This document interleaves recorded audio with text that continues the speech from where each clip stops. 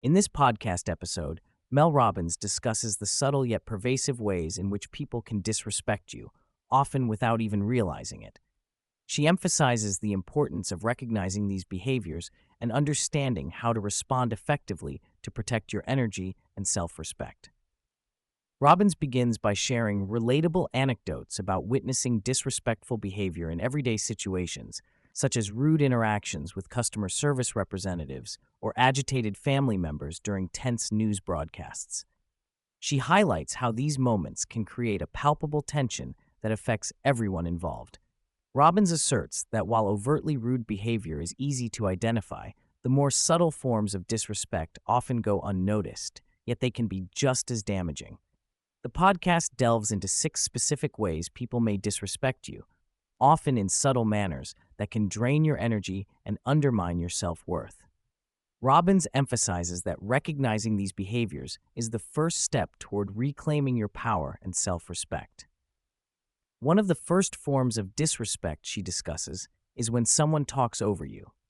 This behavior indicates a lack of interest in your perspective and can be particularly prevalent in workplace settings.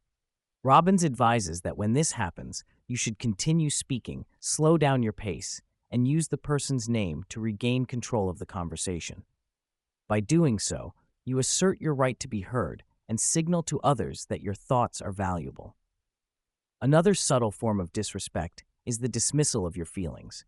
Robbins explains that when someone questions your emotional responses or tells you not to be so sensitive, they are invalidating your experience.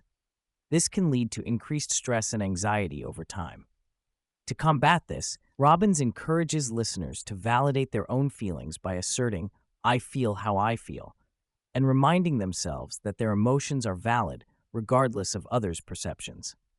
Robbins also addresses the issue of chronic lateness, which she describes as a significant form of disrespect.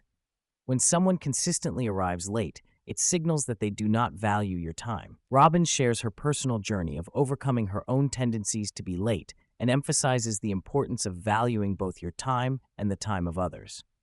She suggests that if you are the one who is often late, you should acknowledge this behavior and strive to improve it, while also recognizing the impact it has on those waiting for you. The podcast further explores the silent treatment, which can manifest in both overt and subtle ways. Robbins explains that when someone withdraws communication or punishes you with silence, it can create confusion and emotional turmoil. She stresses that it is essential to communicate openly about your needs and feelings rather than resorting to silence. By doing so, you foster healthier relationships and prevent misunderstandings. Robbins highlights condescending behavior as another form of disrespect that can chip away at your confidence. She points out that comments that seem to undermine your abilities or intelligence, even if they are framed as compliments, can be damaging.